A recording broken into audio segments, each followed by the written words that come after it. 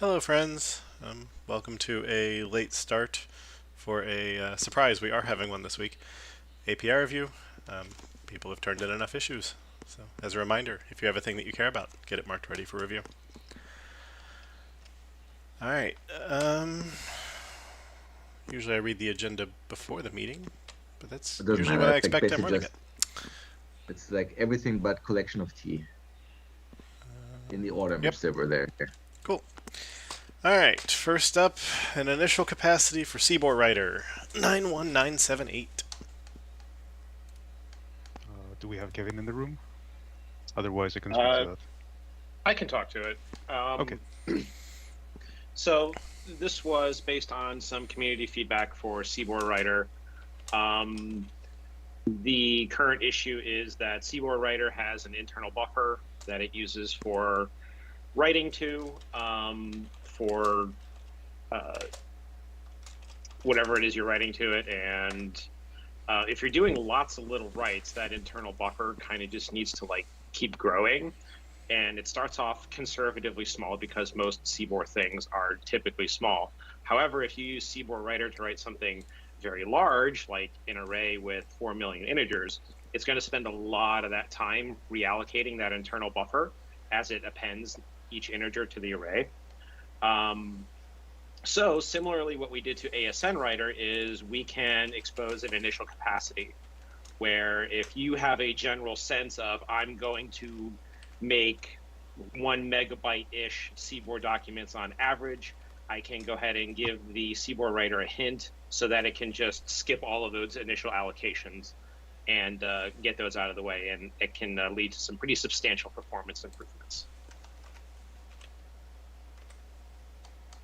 I have no problem adding this, but I'm mostly curious.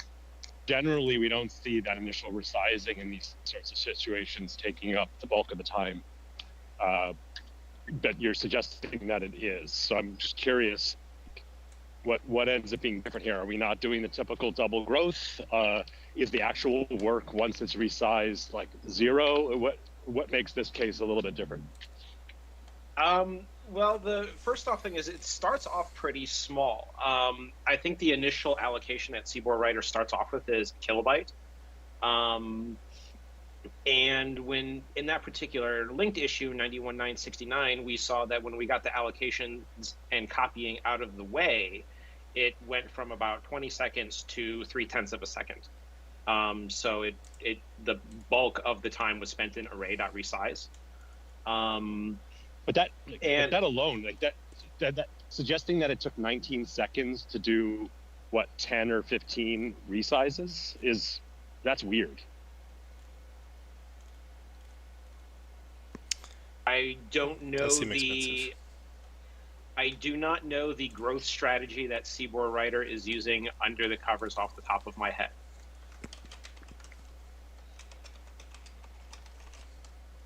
There are other ways that we can improve Seaboard Writer that don't require API proposals. Somewhere in the other linked issue, we had noted that if you say start writing array, we can also use that as a growth hint to conservatively grow it based on a definitely sized array length. So there are other things we can do to improve the Seaboard Writer performance. But for the purposes of, if you know what you're doing from the beginning, exposing the initial allocation buffer can just, basically make your resize effort. Yeah, and like I said, I'm fine with that. We do it in other places. We do it in a lot of places. Like if you really know what you're doing, it can really be helpful. You might as well avoid the extra costs if you really know what you're doing, and so on.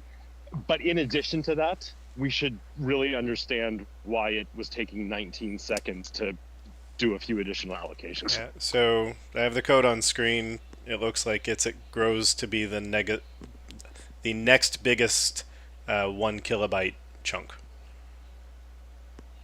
Oh, so it's growing by just like 1K a time? Yeah. Oh, it's linear? It's not. Oh, okay. Okay. So we should fix that first.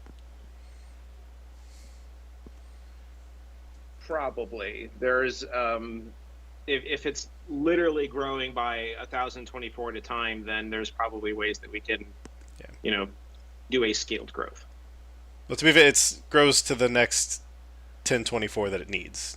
So if you throw a pre-encoded object that's already a megabyte, it will go from 1K to a megabyte plus a K.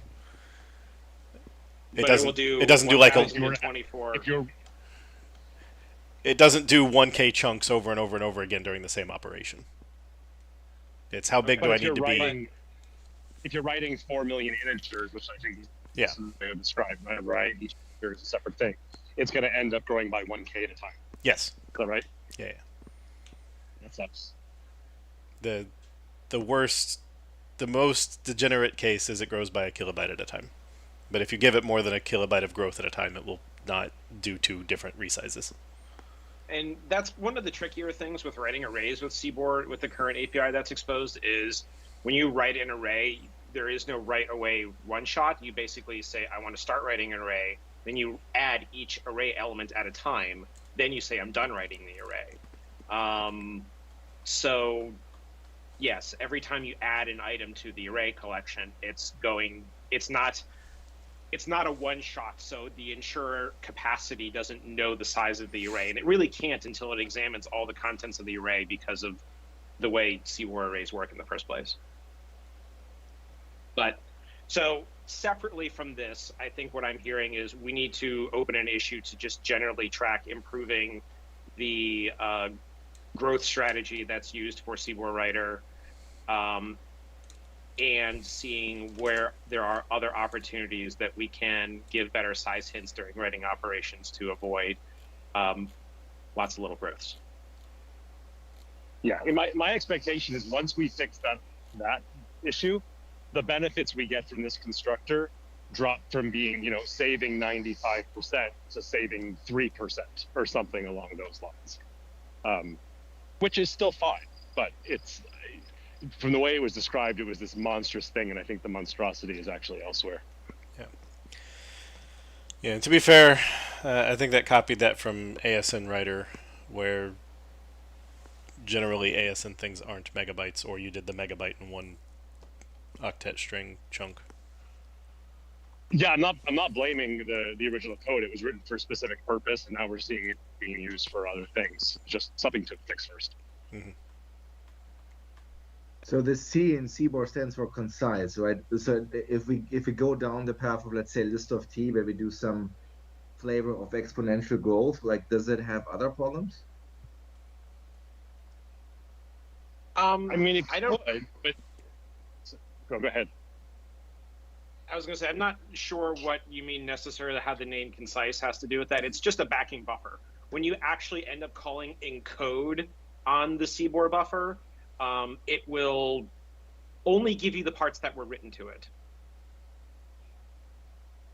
Well, what I meant by that is like the concise, kind of implying that the payloads are small-ish most of the time, right? So if we say no, we do exponential growth, does it mean we now over-allocate in some cases where we just regress other perf, or is that just no? It is unrelated to that. I would tend. I mean, there's always a trade-off in these things. There's always a trade-off with how much you over-allocate, right? We're potentially currently over-allocating by 1K.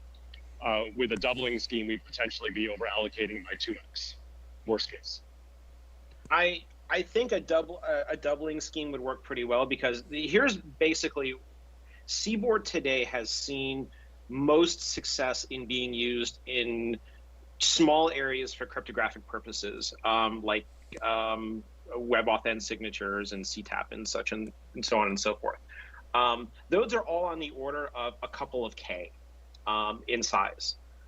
As soon as you hit like 1 meg for a Seaboard document, you're kind of in this territory of you're just writing to it for some particular use. Some people are trying to use Seaboard as a replacement for JSON because it's a little bit more compact and it's a binary protocol and it has some other interesting behaviors. That said, with like a doubling scheme, even in the case of like small needs, it's still going to be, largely, 4 megs or 2 megs or wherever we end up there. And I think that's fine for what it needs. In fact, I would go ahead and guess that for the scenarios that I did mention, the initial allocation size of 1,024 is actually probably fine.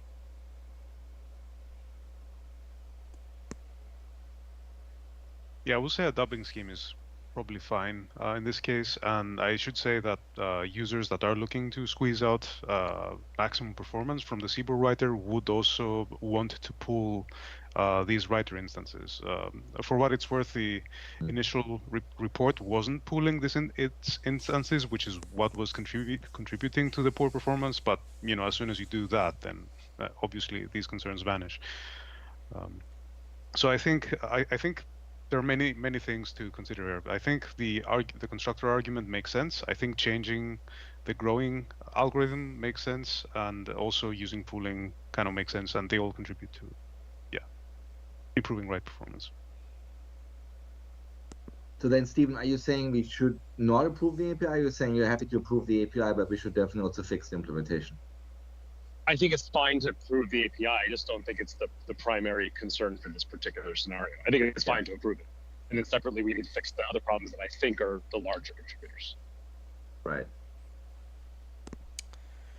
The other thing we should be doing, if we add the constructor, we should make the other one non-optional. But that's our general pattern. I suppose that's implied.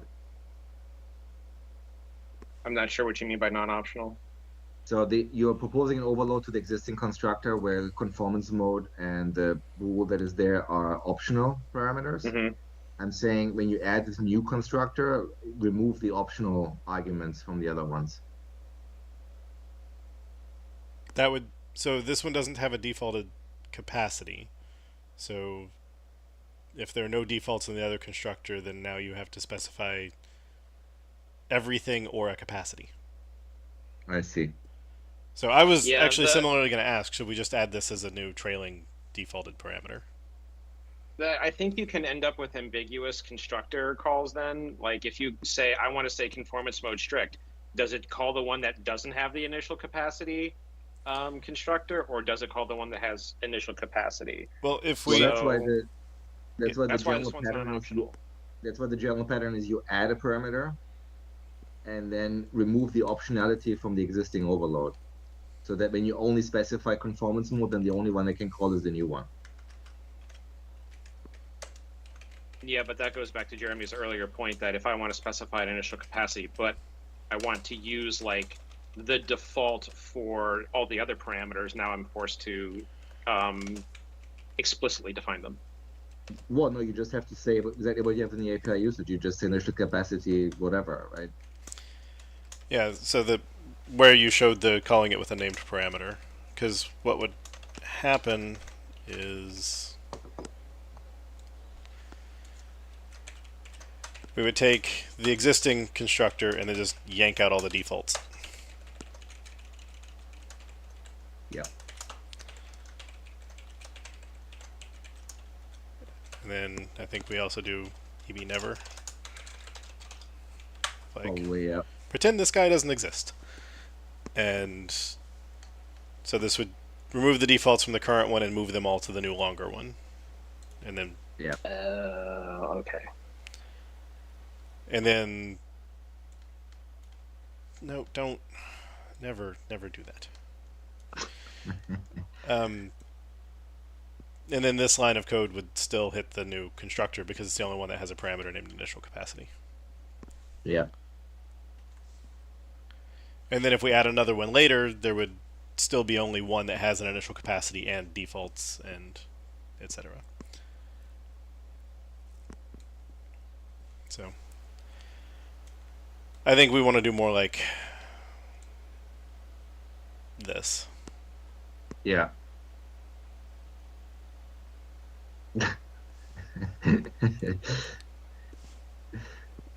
What? I was just commenting on Eric's emoji in the chat, but like... Fair enough. I don't see those. So. Mind blown.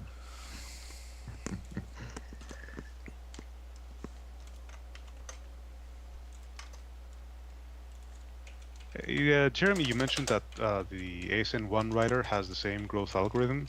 do you think it's warranted potentially changing it there as well? It's not a concern for API review, just asking. Yeah, I mean it's probably fine. I think that the design and concern that I had at the time was just that like a lot of documents ended up coming out to like 3K and doubling from one. I guess that means it was only over by a K. Like the amount of overgrowth compared to the size of the average document. I was like, just slapping another kilobyte buffer on the end seems smarter. But again, that's because most ASN1 documents come out to 3-ish K. I think the design of ASN1 also lends itself a little bit better that when you're writing something to it, it can make smarter decisions about ensure capacity because it doesn't have open-ended. Well, it supports it, and you can certainly end up in a situation where it'd be useful. But most uses of ASN, you have a pretty good idea of how much you're about to append to the document. So ensure capacity doesn't end up doing a bunch of little insurers. It can just do one big one.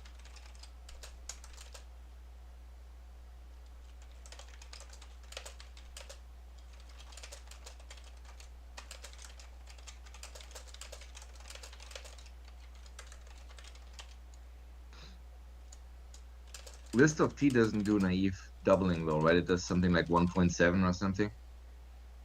No, it does doubling. Yeah, and I thought we had like a 1.7 load factor or something to that. I think you're thinking of the old hash table. Ah, Yeah, most array-backed collections use doubling at this point.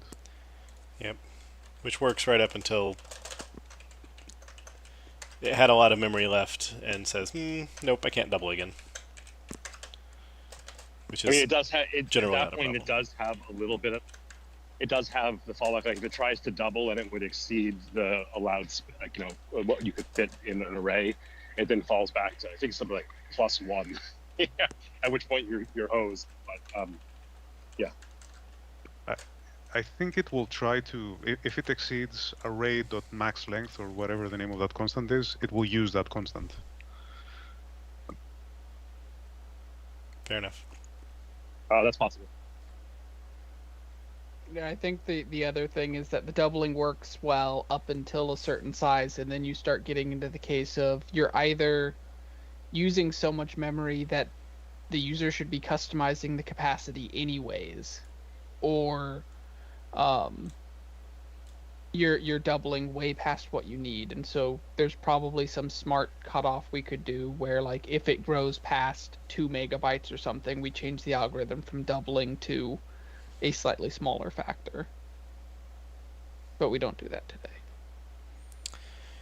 Okay, so since on Seaboard Writer we now effectively only have one constructor still, what do we think initial capacity's default value should be? I wrote it -1, realized 0's probably better than -1, or we could do the thing that I think we've decided we don't like and actually just say what the answer is.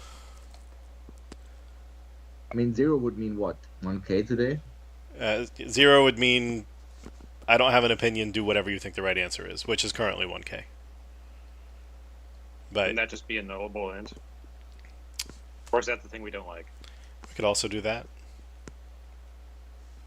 I mean, honestly, like I would probably use -1 over 0 to indicate auto because 0 seems still a valid size. Yeah, But if you I really mean, want to be fancy, I mean, nullable works too. It just seems weird to me, but yeah. Doubling strategy with 0 sounds fun. list deals with it. Yeah, exactly. Do we lazily initialize the underlying array today?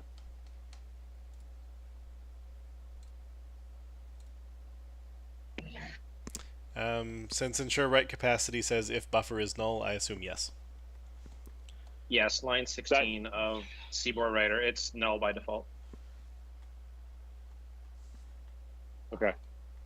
Where was I going with that? But specifying an initial capacity would presumably pre-allocate it, so it doesn't have to remember this for a long time.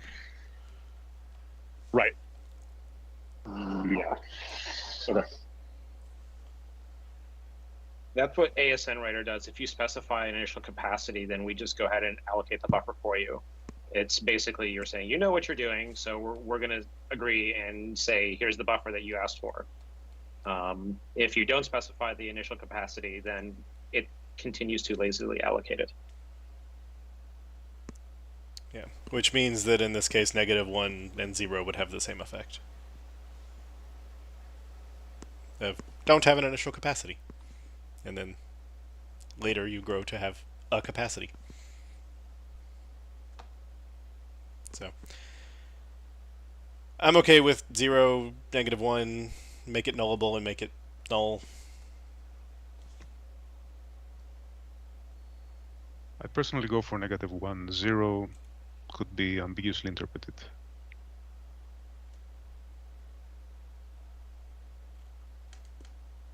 Sold.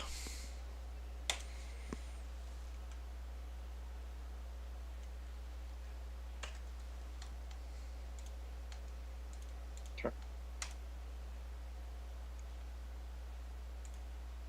Thank you, Kevin.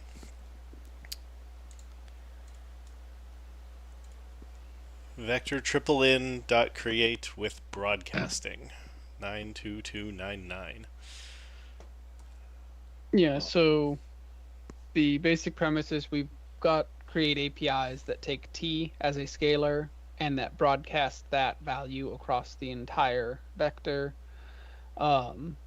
There's often case times where you have an existing vector of a smaller size and you want to replicate that that vector across the various lanes of the higher width vector.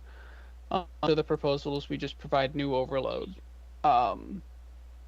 So create vector 64 of t, basically takes that vector 64 and splats it across both, and vice versa. We should likely be providing the create vector 64 overloads in vector 256 and vector 512 as well. It's just noted that those would not be accelerated anywhere today, and it matches the expectation then that you need both vector 64 is hardware accelerated and the target vector to say it's hardware accelerated for the total operation to be expected to be accelerated. Right, but even if Can I there's no assume- 64 Go ahead. straight to 512 instruction, you could do 64 splat 128 splat 512. Right, and then splat. So you can still do partial acceleration. Tanner, I assume the generated code, if I write, 8 integers versus the vector from 4 integers, it'll be exactly the same. Right, that's Like the intent. So if you're already providing all constant values, then it should do the right thing and treat it as if you had just provided all 8 constants directly.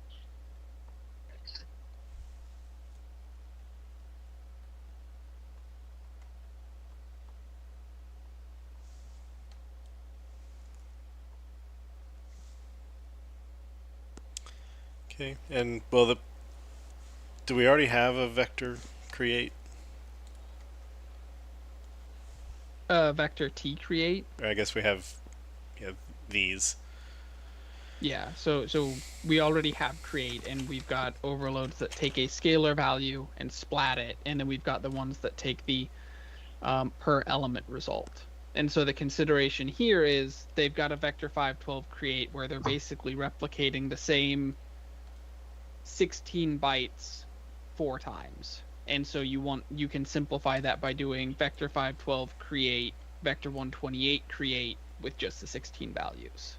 Okay. Yeah, so I was just looking to see was the notion that this was going to copy the value over and over and over again. Did we need a different verb? But if that's what vector 512 of byte.create of a byte does is create 512 divided by 8 copies of those bytes, then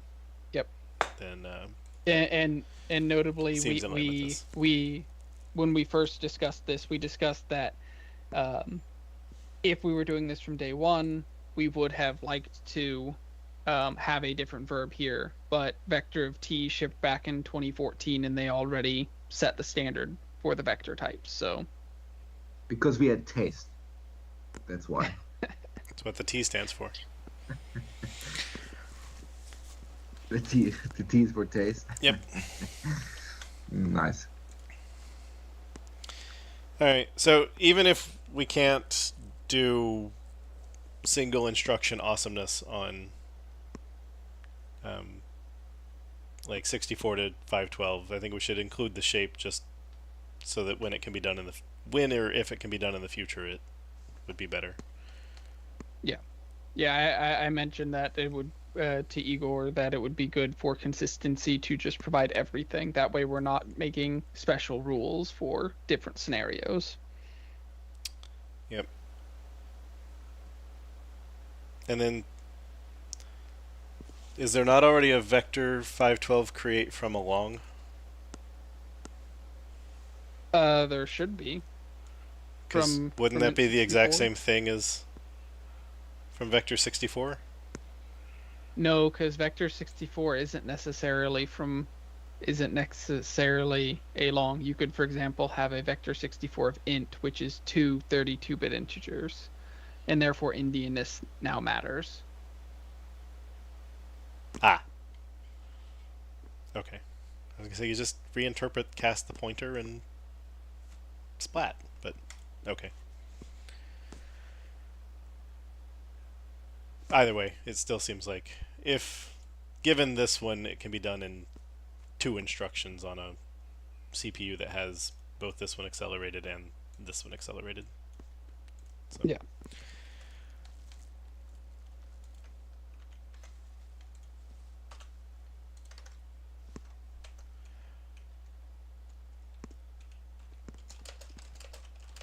So did we ask this, like, why don't we take a vector 64 for 256? Sorry, and 512? Or did I just Yeah, miss? that's what we were just discussing, and that we should provide them for consistency. Okay. I added them in.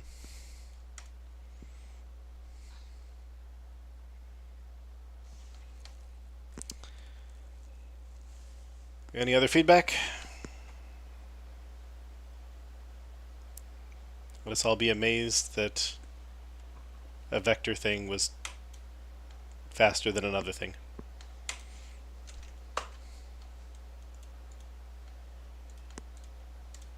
And not just at runtime. Well, it uses a bunch of fancy words, but it's actually pretty easy to understand what it does, so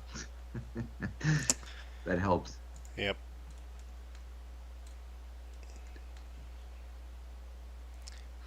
Add iRead-only list of to element to grouping of to key to element. 92165. I'm against that. I feel like this is Eirik. Yeah, I guess I can speak to that.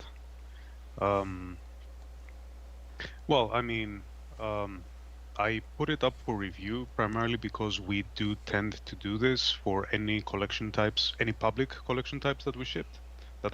So it stands to reason that we might want to do it for grouping. It is a list, so having it implement iRead-only list as well seems to make sense.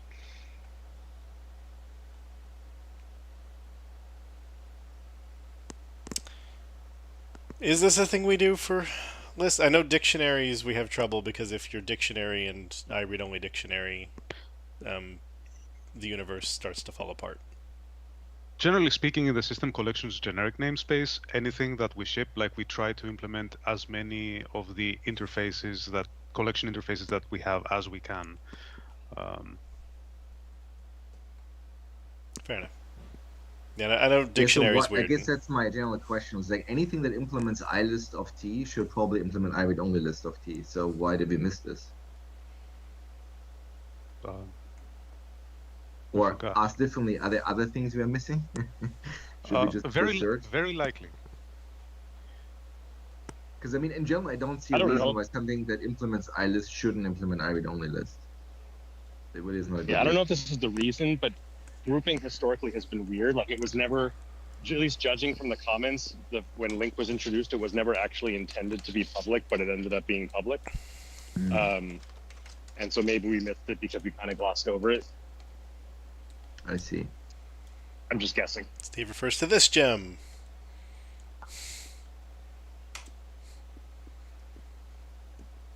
Of fine, we'll make it public even though we don't want to.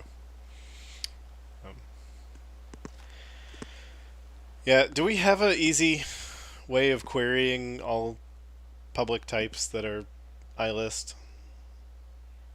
And Yeah, then- you click on iList, and then you, on the left-hand side, say selected, like this, implementations of iList. Here you go. those aren't It's BCL. 116, so it might take a while. Yep. But It's this will probably only easier to write a console app. yeah, but this would only say the things that are directly iList. I think our refs, our autogen ref sets would get the full output. I mean, it doesn't really matter, right? Because even if it's just indirectly, then the base type should have done it, right? That's true. I think the general concern that we had at some point was that, I think Jan pointed this out, I think the order in which you declare the interfaces on classes determine the casting performance because we look at them in linear fashion, right? But Yeah, and that's been improved a little bit over time. But we're also obviously not super concerned with it, considering, you know, all the generic math interfaces we added. yeah, And we didn't do a lot more of explicit reordering there. right. I guess what I'm saying is, as long as you put it at the end, we clearly don't regress anything. So, yeah, Well, I found one. there you go. Ooh. It's in JSON. Huh. Yeah, so maybe what we should be doing here, instead of approving this, maybe one of us should just write a console app. I'm happy to do that, to just scan all of them and then come back with a list of things we missed. We should even consider building an analyzer that says if you implement iList of T, maybe you should implement iRead-only list of T. Yeah, And we should probably do the same with collection, iRead-only collection. we'd have to. Because unfortunately, that's the world we're living in. There's always this issue that's been open since forever that's requesting that we make iList of T a subtype of iRead-only list of T, Yeah. which would require DIMs, of course. I don't think we're ever going to do that, but Well, just putting it not My only point would it is require DIMs, it would require doing the thing we said not to do in DIMs, which is use a DIM to provide a base implementation. Yeah. The problem really is like convincing ourselves that this doesn't break people, and I'm unable to do that. I've tried it a few times, and my head always implodes when I do that. No, we have proof that it could break under certain circumstances. So Well, but it's not so much whether it can. I mean, in principle, yes. I think the question I'm struggling with is like, okay, is this a common case, or is this an exclusively rare case? And that's the thing I don't know the answer to. I would speculate that it should Well, be a fairly common case. The breaking case really require that. So, us providing a DIM on iRead-only list that defers to the iList implementation isn't going to break anyone itself. It requires someone else to have also defined an interface that inherits that provides a DIM for iRead-only list, and then for both types to inherit from that so that you get the diamond.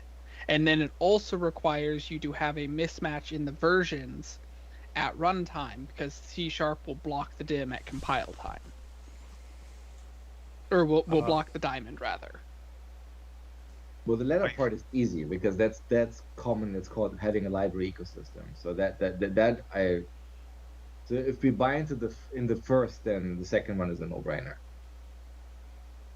Right, because somebody referencing net standard 2.0 all of a sudden becomes this Yeah. problem when they run on the net core app or whatever we call it these days. Right. And so the real question is how frequently do we expect someone to be providing their own interface that also inherits from iRead-only list and provides a DIM for it, such that a diamond conflict would occur?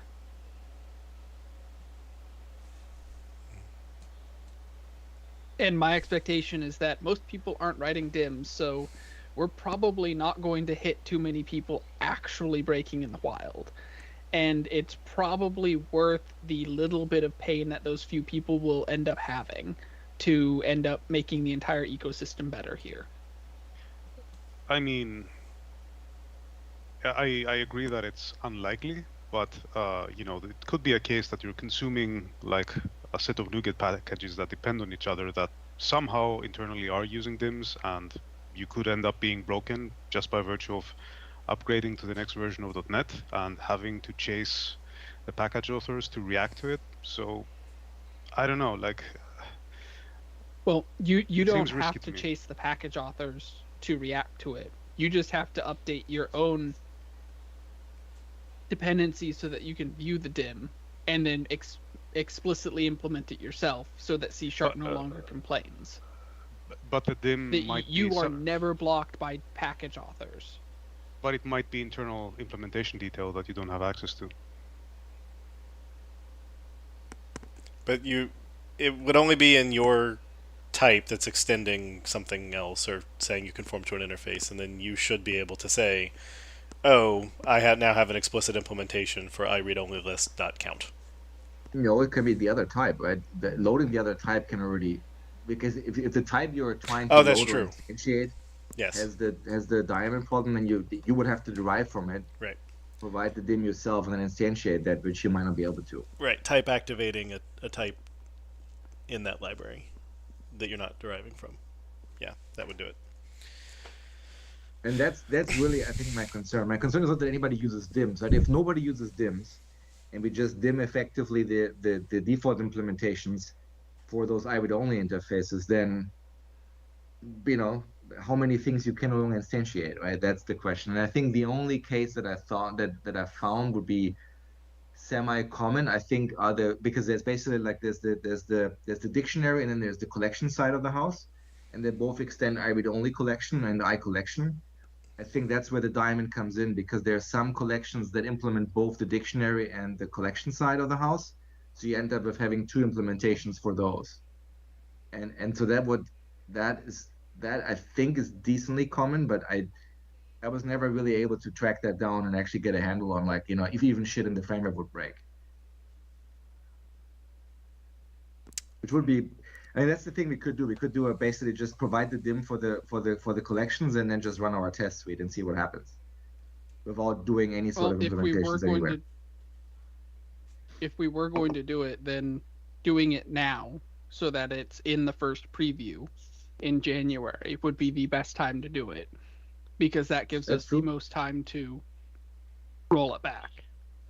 And we have successfully used dims and version dims for 2 releases now for generic math. Yes, and we know there are people this is doing specifically the one case we said we shouldn't do, because that is the thing we are afraid of, right? So, but it might be worthwhile looking at. Yes, the one thing written in a note, because it's not actually a guideline, because we haven't worked out dims yet, in FTG3 is the only thing we've learned is do not use dims to provide an implementation for a method from a base interface. All right, let me do the following. Let me take this offline so we can move on for the last 15 minutes. I'll do the analysis of what other interfaces we're missing. I will write up an issue that basically says what Tanner just said for preview 1. We're going to do that and see what happens. And then, if that doesn't work, then I think the fallback would be, let's do an analyzer at least that tells you if you implement iList or iList or iCollection or iDictionary, that we also suggest to implement the read-only versions of those. Fair enough. I mean, the analyzer approach would still have value for older TFMs, so net standard. That's true, people, but I mean, I think if we fix it from the platform, I'm much less. That's true. And the analyzer would have to decide, does it want to be an always recommend, or is it a public API recommend, or what? Because you get, this private sealed class, do we care? It's probably fine to just do it, especially because it doesn't explicitly implement anything. But that's true. Those are the things to think of with the analyzer. Notably, if we can successfully do the dim here, we can also solve the long-standing issue in Link of we aren't special casing iRead-only list, and so iRead-only, if you only implement iRead-only list, you get poor link performance today. I assume list would extend iRead-only list and not the other way around. Because list is a superset of functionality. Right. So Right, but the issue on the link issue today is that all the link methods only do an if t is I list check. They don't do the iRead-only list because it's newer. And you think we would change all those to be iRead-only list because all iLists would be iRead-only lists? Right, and so then we can solve that long-standing perf problem and generally make things better if we can successfully do this. You might be trading different things now. I don't know what the cost of the interaction with the dim is. But yeah. It should just be loading it up to the type because it just fills holes, so it's type activation, I think. Once For what it's worth, I don't think this on the link front. Like, I don't think this is actually going to significantly move the needle. The main place that we benefit from you checking for iList is copy2, which are read-only interfaces for whatever reason. I think it didn't have it because of, was that covariance or contravariance?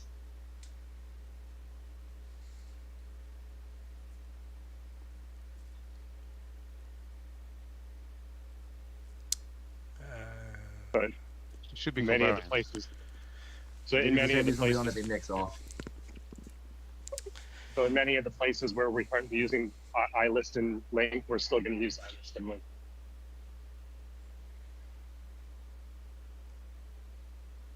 Fair enough.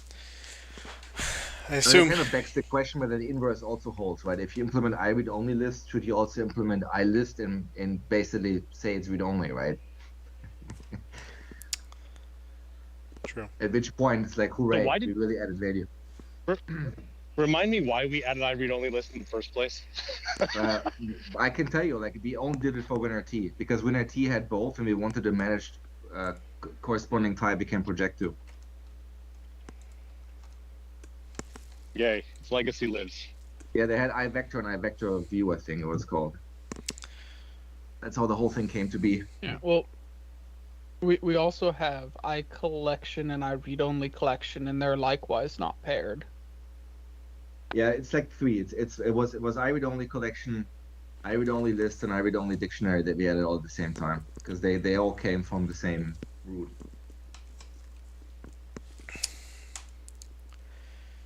Fair enough. So, what are we saying on this? Just sending it back, pending, doing a sweeping motion? Just add a comment, tag me in it, and say, like, I do the analysis of what other interfaces we are missing. Write up a proposal for .NET 9 to actually just do the dim thing and see what happens, and then mention the analyzer as a fallback. And then we are still asking for how much money people are betting that we rip it out by preview for.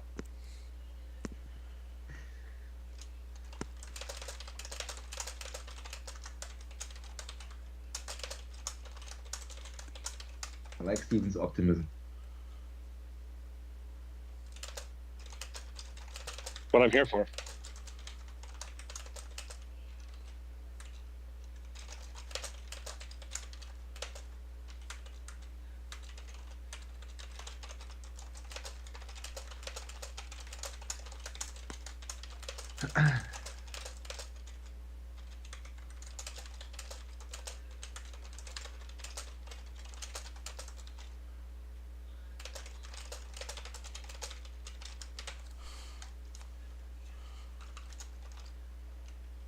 Sure. Tag emo, even though that's the black hole.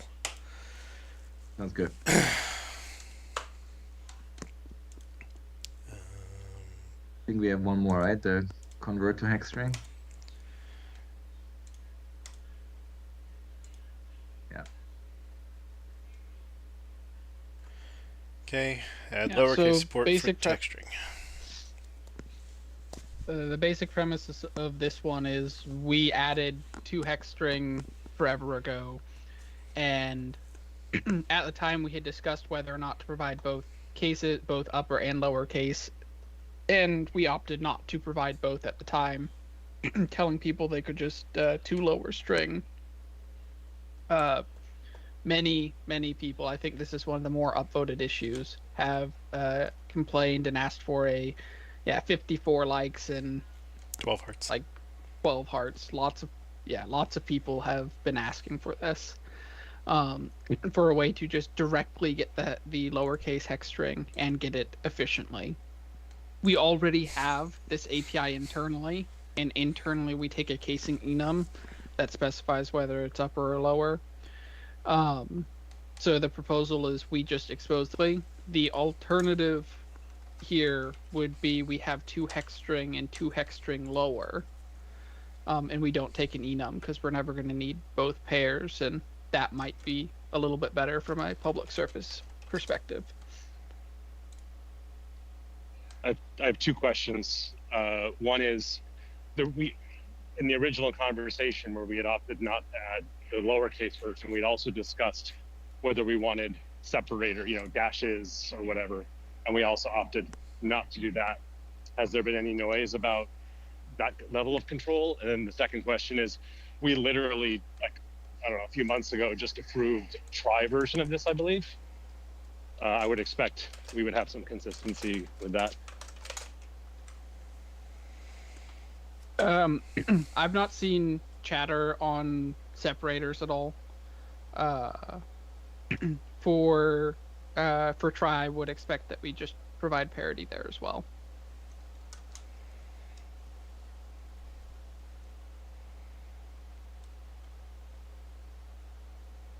Are there places, if we introduce a casing enum, is this a slippery slope where we're going to start adding overloads?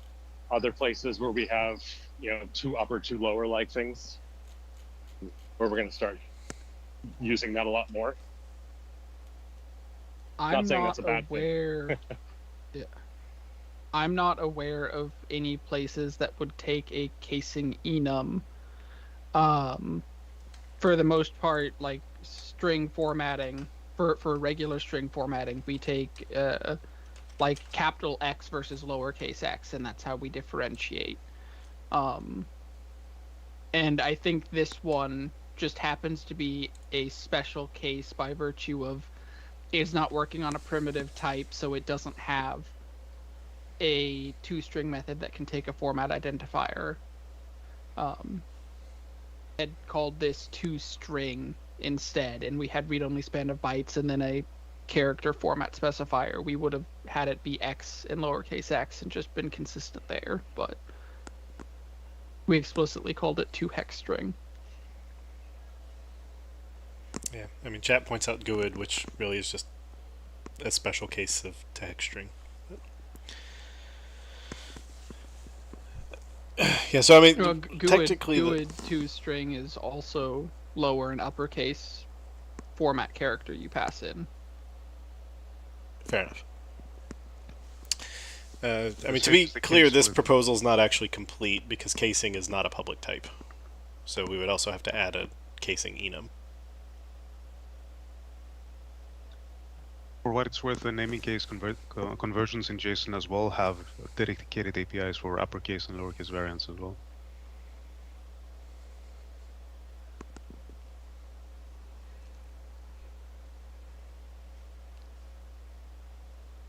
Does GUID doesn't actually allow you to choose upper or lowercase, does it? I thought it did. I'm pretty sure it does. I think it's just a format string, I think.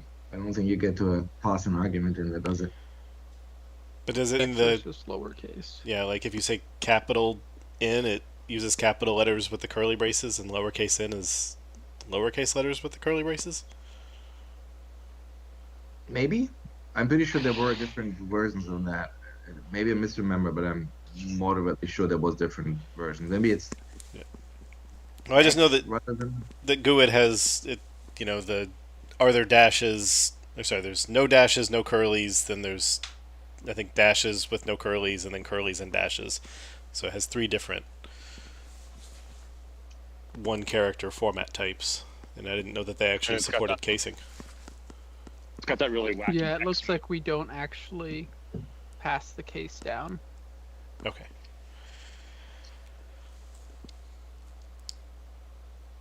Yeah. So I But know that's how we do it everywhere else is by casing of the format letter. and chat just tried lowercase n and capital N both produce lowercase output. Thank you, Mark. So if we support whether it's a Boolean option or we add an enum somewhere or whatever, basically this just changes an addition or piping in a bit that we do below. So it's not, this doesn't have one of the common concerns Steve brings up of big options on utility functions of the trimmer can't fold out the dead option. And so this isn't really an option, it's just a, do you want us to pipe in, 2-0? So I don't think it has the major trimming design pitfall of being a bool, but I do wonder if we just want to say tag string lower.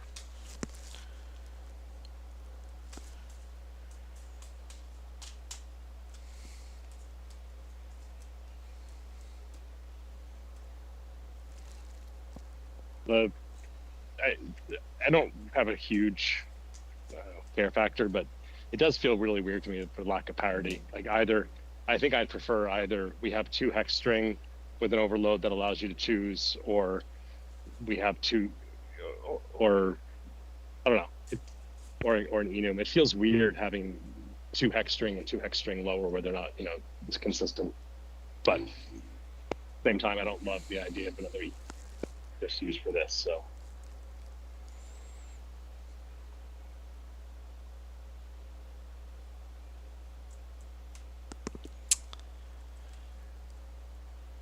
Yeah, and Then again, if we made the enum more specific to this method, we could, in theory, augment in future with more flags. If we did want to, dashes or something, but that's total speculation and probably not worthwhile.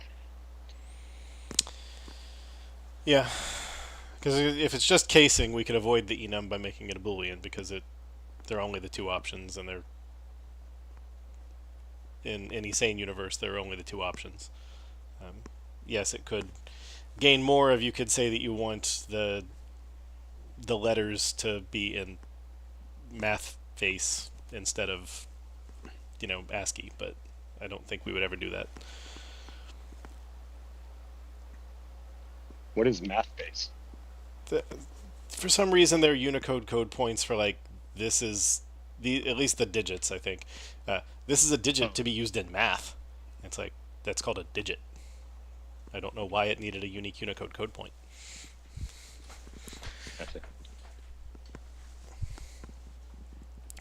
Levi probably likes them because they do glyph attacks. Tanner or Emo, do you guys have a particular one in favor? I'm leaning slightly towards 2 hex string lower, just because I don't know of any other places where we would end up using this casing enum.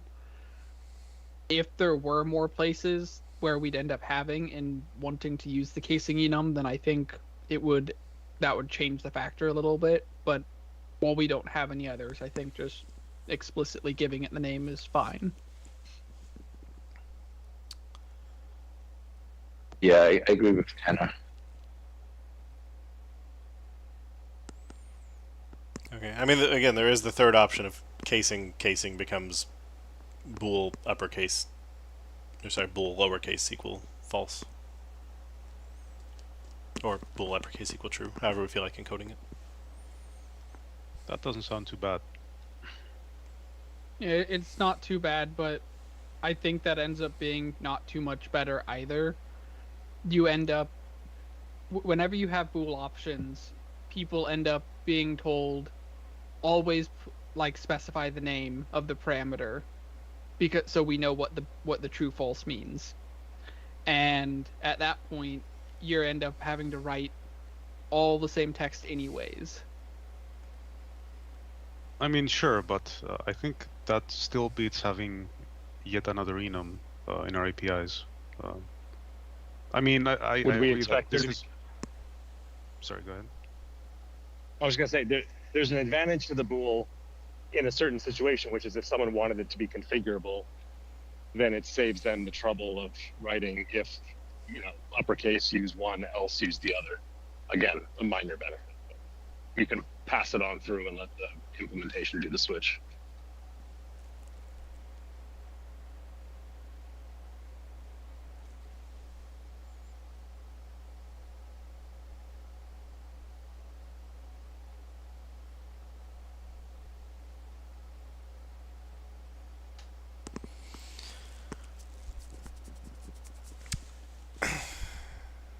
Yeah, as Kevin wrote into YouTube instead of unmuting himself to assert, which, that's a choice.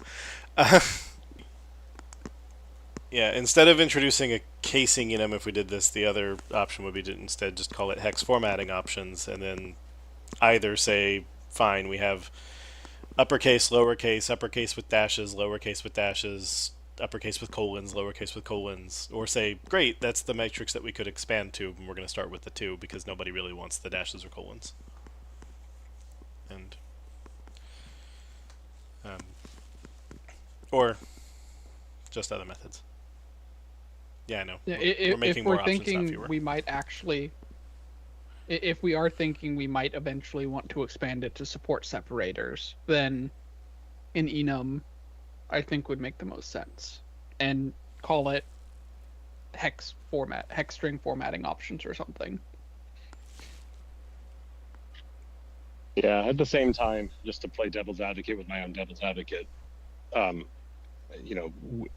would we actually want to do that with an enum, or would we want to take the separator jar? Yep.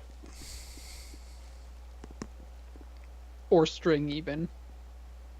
Because string even. Globalization. Mm-hmm. for all those times you want to separate your bytes with emojis. Yep.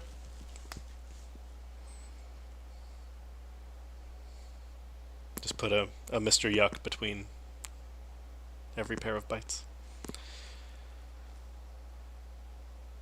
Yeah, so I think maybe we just keep. I don't care. I was gonna say maybe we just keep it simple and add the lower at the end. that's where I was going to go as well.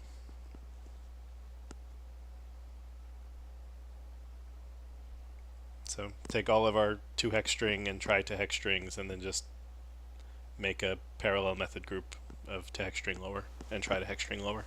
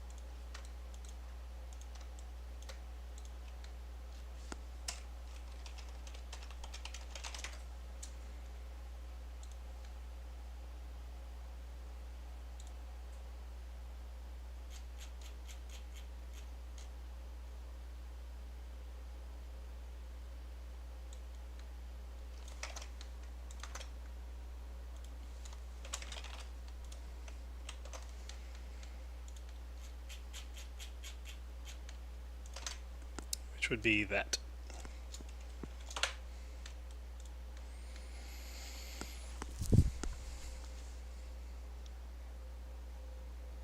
I'm sure that Looks future generations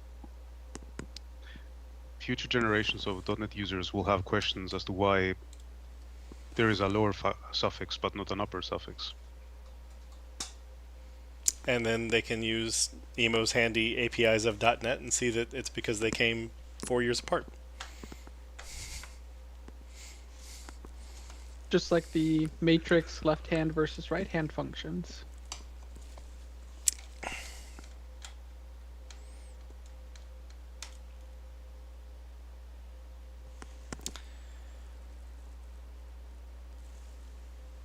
All right. I don't hear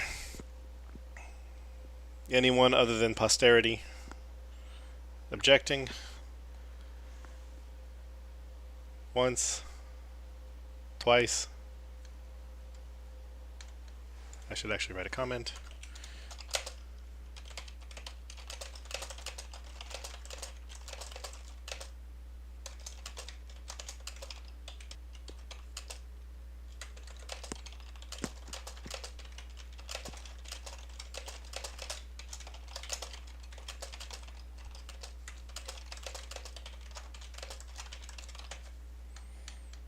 Sold.